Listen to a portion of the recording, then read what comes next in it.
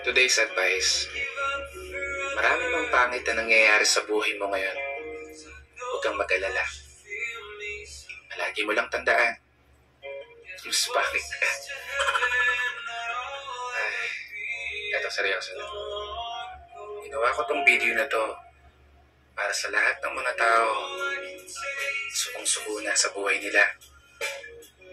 Kaya kung masaya ang buhay mo, makakalayas ka na. Biro lang. Kasi alam mo, pag sumasapit ang gabi, karamihan sa atin, malalim ang iniisip.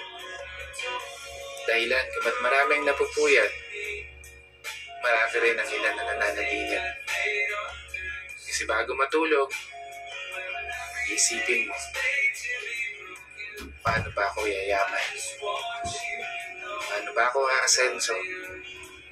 Paano ba magbabago yung buhay na lagi na lang dehado at natatalo? Paano pagkakasyahin yung sweldo? Paano ko pa maaabot yung mga bagay na gusto ko? Paano ba maging lubos na masaya sa mundo? Sa mundo na lahat may gustong patunayan. Sa sarili, sa pamilya, pati na rin sa bayan.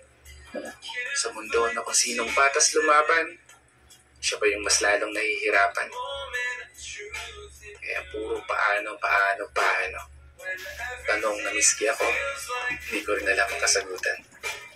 Papasabi ka na lang talaga ng Your Honor. Hindi ko na po alam. Kaya may ilan pagod ng lumaban. Sinusupuan yung buhay na dapat iniingatan. May iba nakagagawa ng kasalanan na kahit mali ang gagawin, makatabla lang sa hagupit ng kahirapan. Hindi kita iniinggan yung mga hold up, ha? Mali yun. Nais ko lang sabihin sa'yo, kung suko ka na sa buhay mo, tingnan mo yung mga tao na patuloy lumalaban. Patuloy na hinaharap yung buhay kahit na sobrang nahihirapan. Malayong-malayo ka sa sitwasyon nila.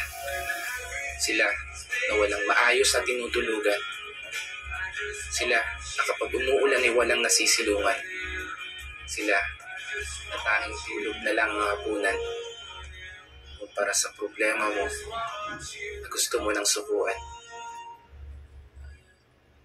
Hindi ko na kailangan pakahabaan pa. Kaya isang pagpupugay para sa lahat ng mga tao na patuloy sumasabay sa hamon ng buhay. Sana meron kang natutunan.